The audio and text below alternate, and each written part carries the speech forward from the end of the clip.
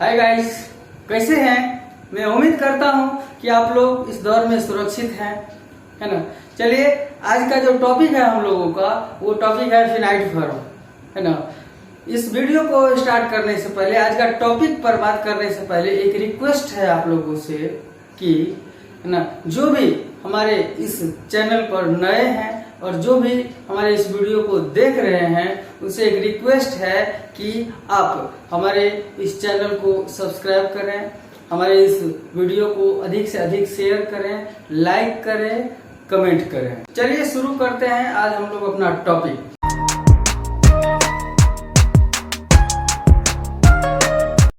तो जैसा कि मैंने प्रीवियस वीडियो में, मतलब इससे पहले वाला जो वीडियो बनाया था, उस प्रीवियस वीडियो में मैंने वर्ब के, है ना, दो रूप पर चर्चा किया था, दो फॉर्म पर चर्चा किया था। मतलब क्या, रूप के हिसाब से, फॉर्म के हिसाब से वर्ब को दो कैटेगरी में बांटा गया। उसका पहला कैटेगरी था फिनाइट वर्ब और दूसरा कैटेगरी था नॉन फिनाइट वर्ब, है ना। तो फिनाइट वर्ब पर भी हम लोग चर्चा किए हैं, डिफिनेशन और एग्जांपल सहित मैंने उस पर चर्चा कर दिया है कि एक ऐसा वर्ब जो, है ना, जिसका रूप जो है ना, उस एक ऐसा वर्ब जिसका रूप उस सेंटेंस के सब्जेक्ट के हिसाब से बदलता है, फॉर्म में परिवर्तन होता है, मतलब रूप में परिवर्तन होता है, तो इस प्रकार के वर्ब को फिनाइट वर्ब कहते हैं। और जस्ट इसके अपोजिट, है ना, दूसरी तरफ मैंने नॉन फिनाइट वर्ब के बारे में भी चर्चा किया था, उसका डिफिनेशन भी बताया था, उसका एग्जाम्पल भी सहित बताया था। उस पर मैं थोड़ा सा अभी भी चर्चा कर दिए जा रहा हूँ कि नॉन फिनाइट वर्ब एक ऐसा वर्ब होता है जो किसी सेंटेंस के सब्जेक्ट का उस वर्ब पर कोई प्रभाव नहीं पड़ता है। दूसरे शब्द में ऐसे कर सकते हैं कि नॉन फिनाइट वर्ब वह वर्ब, है ना, जिस पर सब्जेक्ट का कोई प्रभाव नहीं पड़ता है, मतलब वो अपना रूप कभी नहीं बदलता है, वो ज्यों का त्यों रहता है उस सेंटेंस में। तो इस प्रकार के वर्ब को नॉन फिनाइट वर्ब कहते हैं। परंतु आज इस वीडियो में हम लोग फिनाइट वर्ब की बात करते हैं कि ये फिनाइट वर्ब का जो कुछ कुछ पार्ट्स है, इस पर अब हम लोग बात करते हैं। तो आपके सामने कुछ मैंने चार्ट पेश किया है, जरा ध्यान से देखिएगा इस चार्ट को, है ना। ये फिनाइट वर्ब है ना। फिनाइट वर्ब का जो रूप है ना, क्योंकि इसका रूप तो बदलता रहता है, जब रूप बदल रहा है तो इसका अलग अलग प्रकार होगा, क्योंकि इसका रूप बदल रहा है ना। तो अब जो है ये फिनाइट वर्ब है। अब बात करते हैं हम लोग कि ये फिनाइट वर्ब का कौन कौन सा रूप होता है। पहले फिनाइट वर्ब को दो भाग में बांटा गया है। इसका पहला पार्ट है ना, पहला पार्ट है इसका प्रिंसिपल वर्ब, या इसको मेन वर्ब भी कहते हैं। इसको हिंदी में ये प्रिंसिपल वर्ब या मेन वर्ब को हिंदी में मुख्य क्रिया या फिर प्रधान क्रिया कहा जाता है ना। उसके बाद इसी फिनाइट वर्ब का दूसरा जो पार्ट है वो है ऑक्सिलियरी वर्ब, मतलब सहायक क्रिया। ऑक्सिलियरी वर्ब है, ऑक्सिलियरी वर्ब मतलब सहायक क्रिया, है ना। अब ये जो मेन वर्ब है, मतलब इसका पहला पार्ट, फिनाइट वर्ब का जो ये पहला पार्ट है, यदि इसको दूसरा पार्ट हम मान लेते हैं, तो ये पहला पार्ट भी जो मेन वर्ब है ना, ये भी दो भागों में बांटा गया है ना। ये कितने भागों में बांटा गया है? दो भागों में बांटा गया है। इसका जो पहला पार्ट है ना, इसको एक लिख सकते हैं। इसका जो पहला पार्ट है वो है ट्रांजिटिव वर्ब, है ना। मेन वर्ब का जो पहला पार्ट है वो ट्रांजिटिव वर्ब, मतलब सकर्मक क्रिया। और इसका जो दूसरा भाग है वो है इंट्रांजिटिव वर्ब, मतलब अकर्मक क्रिया। हालांकि सब पर हम लोग बारी बारी से चर्चा करेंगे। अब ऑक्सिलियरी वर्ब को भी तीन भागों में बांटा गया है। देखिए, ये ऑक्सिलियरी वर्ब को भी तीन भागों में बांटा गया। पहला है प्राइमरी ऑक्सिलियरी, AUXI लिख दिए, मतलब ऑक्सिलियरी, प्राइमरी ऑक्सिलियरी, है ना। उसके बाद ये मॉडल ऑक्सिलियरी, और इसके बाद तीसरा जो पार्ट है वो है सेमी मॉडल ऑक्सिलियरी, ठीक है। अब इस प्राइमरी ऑक्सिलियरी को भी तीन भागों में बांटा गया है। ये जो प्राइमरी ऑक्सिलियरी वर्ब है, इसको भी तीन भागों में बांटा गया है। इसका जो ये पार्ट है, पहला पार्ट है verb to be. To be मतलब होता है होना। होना मतलब क्या कि मैं एक स्टूडेंट हूँ, आई एम ए स्टूडेंट, या आई एम ए टीचर। तो मेरा टीचर होना, एम मतलब हूँ, तो मेरा भी मैं क्या हूँ, मैं एक टीचर हूँ। तो ये एम जो है ना, मेरा टीचर होना दिखा रहा है, ये वर्ब है। इस प्रकार से ये वर्ब टू बी, इसके अंतर्गत, ये वर्ब टू बी के अंतर्गत is, am, are, was, were, ये सब आता है। इसी के बाद प्राइमरी ऑक्सिलरी का दूसरा जो पार्ट है वो है वर्ब टू डू। ये टू डू में डू, डज, डिड ये सब हेल्पिंग वर्ब है। इसको हेल्पिंग वर्ब भी दूसरी भाषा में कह सकते हैं। तो ये सब जब प्रेजेंट इंडेफिनिट टेंस और पास्ट इंडेफिनिट टेंस पढ़ते हैं तो वहां भी डू डज हेल्पिंग वर्ब के रूप में आता है और डिड भी हेल्पिंग वर्ब के रूप में आता है। तो इसी तरह से वर्ब टू डू है ना, ये जो टू डू है प्राइमरी ऑक्सिलरी के अंतर्गत टू डू, इसके अंतर्गत कौन कौन सा वर्ब आता है? ये है डू, डज, डिड। और ये प्राइमरी ऑक्सिलरी का ही तीसरा जो पार्ट है उस है ना, उसको किस कैटेगरी में रखा गया है? Verb to have. To have मतलब क्या? हैव मतलब रखना होता है ना। तो ये भी वर्ब के रूप में कार्य करता है, जैसे हैज, हैव, हैड है ना। जब आप प्रेजेंट परफेक्ट टेंस पढ़ेंगे है ना, तो वहां भी हैज, हैव का प्रयोग किया जाता है। और पास्ट परफेक्ट टेंस पढ़िएगा या फिर पास्ट परफेक्ट कंटिन्यूअस टेंस पढ़िएगा तो वहां पर हैड का है ना यूज हेल्पिंग वर्ब के रूप में भी किया जाता है। हेल्पिंग वर्ब के रूप में ही मतलब ऑक्सिलरी वर्ब के रूप में ही किया जाता है ना। तो ये चार्ट है। मैंने आप लोगों को एक एक पार्ट के बारे में अभी बताया कि ये जो फिनाइट वर्ब है, फिनाइट वर्ब का जो चार्ट है इसको किस किस कैटेगरी में बांटा गया है। पहला है, ये मैं फिर से बोल रहा हूँ, पहला है प्रिंसिपल या मेन वर्ब है ना। प्रिंसिपल वर्ब का भी दो पार्ट है, दो भाग में बांटा गया है। ये है ट्रांजिटिव वर्ब, ये है इंट्रांजिटिव वर्ब। इसके बाद इसका दूसरा जो पार्ट है फिनाइट वर्ब का जो दूसरा पार्ट है वो है ऑक्सिलरी वर्ब, मतलब इसको हेल्पिंग वर्ब भी कहते हैं।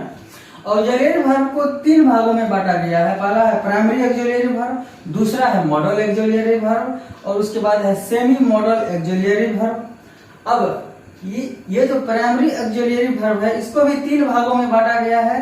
इसका जो पहला पार्ट है वो है verb to be, is, am, are, was, were इसके अंतर्गत आता है। उसके बाद ये जो वर्ब टू डू है, ये वर्ब टू डू है, इसके अंतर्गत डू, डज, डिड आता है। इसके बाद ये जो वर्ब टू हैव है, हैव मतलब रखना होता है, ये भी हेल्पिंग वर्ब है। तो ये है इसके अंतर्गत हैज, हैव और हैड आता है। ठीक है, अब चलिए अब हम लोग बारी बारी से है ना प्रत्येक वर्ब पर हम लोग चर्चा करेंगे है ना। अब इस सीरीज में अब जो फिनाइट वर्ब का सीरीज है इसका पहला जो पार्ट है वो है प्रिंसिपल वर्ब। क्या है? Principal verb. तो चलिए अब हम लोग सबसे पहले प्रिंसिपल वर्ब के बारे में हम लोग जानेंगे, फिर उसके पार्ट के बारे में जानेंगे, फिर उसके बाद हम लोग ऑक्सिलरी वर्ब स्टार्ट करेंगे।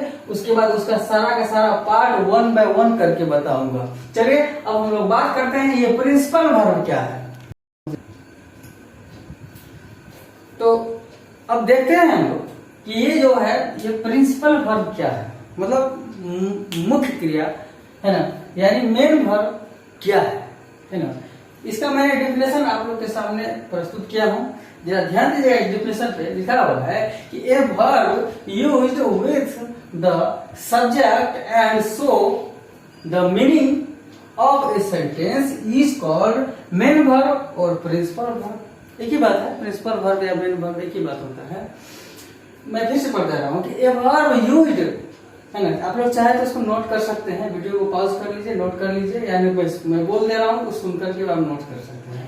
A verb used with the subject and shows the meaning of a sentence is called main verb or principal verb। मतलब एक ऐसा वर्ब जो है ना किसी सब्जेक्ट के साथ यूज होता है और यूज होने के बाद उस सेंटेंस के मीनिंग को प्रकट करता है, मतलब उसके अर्थ को प्रकट करता है। तो इस प्रकार के वर्ब को मेन वर्ब कहते हैं। क्या कहते हैं? मेन वर्ब कहते हैं। चलिए अब इसका कुछ एग्जाम्पल है, अब हम लोग एग्जाम्पल के माध्यम से समझने का प्रयास करते हैं कि ये मेन वर्ब क्या है, इसका एग्जाम्पल्स क्या है। चलिए अब मैं आप लोग के सामने ये जो प्रिंसिपल वर्ब है ना, यानी मेन वर्ब है, इसका एग्जाम्पल अब आपके सामने पेश किया हूँ। जरा ध्यान से देखिएगा इस एग्जाम्पल को, उसके माध्यम से अब हम लोग समझेंगे कि मेन वर्ब मतलब मुख्य क्रिया क्या होता है। पहले भी मैंने बता दिया है कि ये मुख्य क्रिया एक ऐसा क्रिया है जो सेंटेंस में किसी नाउन मतलब किसी सब्जेक्ट के साथ प्रयुक्त होता है और उसके अर्थ को यानी उसके भाव को मतलब उस सेंटेंस के मीनिंग को अर्थ को प्रकट करता है। तो चलिए अब देखते हैं इसमें मेन वर्ब क्या है। है ना। जैसे राम रीड्स ए बुक, है ना, राम है ना तो है, पढ़ता है, क्या करता है, राम पढ़ता है, क्या पढ़ता है, एक किताब पढ़ता है। तो यहाँ पे ये जो रीड्स है ना, ये रीड्स हो गया मेन वर्ब। रीड्स क्या हो गया, ये मेन वर्ब हो गया। इसी तरह से दूसरा सेंटेंस है, देखिए आई प्ले क्रिकेट, मैं क्रिकेट खेलता हूँ, है ना। तो मेरा जो काम है यहाँ पे वो क्या है, क्रिकेट खेलना, है ना। तो ये जो प्ले है यहाँ पे मुख्य काम क्या है, क्रिकेट खेलना, जो मैं खेलता हूँ। तो ये जो प्ले है यहाँ पे, ये प्ले मेन वर्ब या प्रिंसिपल वर्ब कहलाता है। जैसे है ही लाफ्स, वह हंसता है, वह हंसता है, तो उसका काम क्या है, कौन सा काम कर रहा है, हंसना, है ना। तो ये मेन वर्ब है, ये क्या है, यहाँ पे ये मेन वर्ब है। अब यहाँ पे है कि ही इज एन इंजीनियर। अब आप कहिएगा कि ये इज है ना, यहाँ पे इज जो है ये मेन वर्ब है। आप कहिएगा कि अब आप लोग कि इससे पहले मैंने बताया था कि इज हेल्पिंग वर्ब भी होता है ना। हेल्पिंग वर्ब होता है उस स्थिति में जब किसी सेंटेंस में जब helping verb is am are और वाज वेयर, है ना, मात्र अकेले प्रयुक्त होता है, तब वह जो is am are was were ही मेन वर्ब कहलाता है ना। इस तरह से ये जो है ना, ये इज एम आर, है ना, ये मेन वर्ब है। अभी ये इज है ना, इस स्थिति में मेन वर्ब है, क्योंकि इस सेंटेंस में मात्र एक इज ही है जो वर्ब है ना। इसीलिए ये अभी मेन वर्ब के रूप में है। ये अभी किस रूप में है, मेन वर्ब के रूप में है। अब ये हेल्पिंग वर्ब के रूप में किस स्थिति में आएगा, जब, है ना, ये जो इज है ना, इसके साथ कोई एक और वर्ब आएगा। जैसे he is reading a book, है ना, इज, है ना, रीडिंग ए बुक, है ना। तो अब देखिए इज है, तो उसके बाद जो है ये इज रीडिंग, मतलब क्या, कंटिन्यूअस बता रहा है, तो इस स्थिति में इज हेल्पिंग वर्ब हो जाएगा। परंतु ये ऐसा नहीं है, इस सेंटेंस में ये इज मात्र अकेला ही एक ऐसा वर्ब है ना। इसीलिए ये मेन वर्ब के रूप में कार्य करता है। जरा अब एग्जाम्पल तौर पे मैं आपको समझा रहा हूँ कि मान लीजिए कि यदि कोई स्कूल में प्रिंसिपल नहीं है, स्कूल का जो एकेडमिक जो ऑल इन ऑल होता है किसी स्कूल का, वो प्रिंसिपल होता है। क्या होता है, प्रिंसिपल होता है। यदि प्रिंसिपल की अनुपस्थिति में यदि कोई गार्जियन आ जाए, है ना, कि हमको, है ना, कि बच्चे का ड्यूज को पे करना है, तो उस स्थिति में क्या करेगा, प्रिंसिपल नहीं है तो पैसा लेके तो नहीं चला जाएगा। तो उस अपने स्थान पर किसी को रिपोर्ट करके जाता है ना, किसी को प्रभार देके जाता है कि आप ऑफिस का कार्य करेंगे। बस यही समझिए कि इसको प्रभार मिला हुआ है।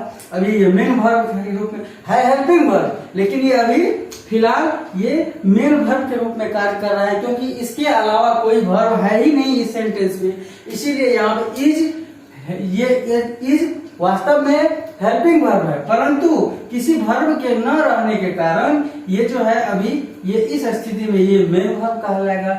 वही हाल इसमें भी है दूसरा सेंटेंस में कि यू आर ए टीचर, आप एक शिक्षक हैं, तो वही स्थिति यहाँ पर भी लागू होता है।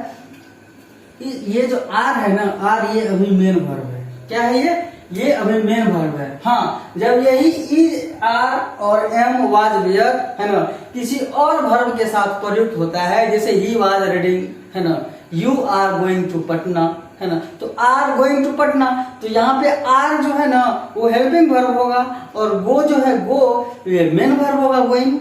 समझ में आ रहा है बात, है ना। इसीलिए ये जो इज जो है, ये इज और आर अभी ये मेन वर्ब के रूप में कार्य करता है। मैंने पहले भी बता दिया है कि चूंकि, है ना, क्योंकि इस आर के अलावा कोई भी ऐसा वर्ब नहीं है इस सेंटेंस में, इसीलिए यहाँ पर ये मेन वर्ब के रूप में कार्य करता है। फिर दूसरा है आई गो टू स्कूल, है ना, मैं स्कूल जाता हूँ। तो यहाँ पे ये तो सीधा सीधा ये वर्ब है, गो मतलब जाना होता है ना, ये मेन वर्ब है, गो मेन वर्ब है। अब मैं उम्मीद करता हूं कि आप लोग ये जो प्रिंसिपल वर्ब है, इस प्रिंसिपल वर्ब को समझ गए होंगे। इसके साथ एक कंडीशन भी है, एक और कंडीशन है, ये मैं बता दे रहा हूं कि जब किसी सेंटेंस में, है ना, ये जो इज एम आर, है ना, अकेला हो, या वाज वेयर अकेला हो, तो उस स्थिति में इज एम आर और वाज वेयर ही मेन वर्ब कहलाता है, जैसा कि मैंने एग्जाम्पल में अभी आप लोगों को बताया है। और जब यही is am are was were, है ना, जब किसी दूसरे वर्ब के साथ प्रयुक्त होता है, तब उस स्थिति में is, am, are, was, were ये हेल्पिंग वर्ब यानी ऑक्सिलियरी वर्ब कहलाता है। तब तक के लिए धन्यवाद। मिलते हैं फिर अगले वीडियो में।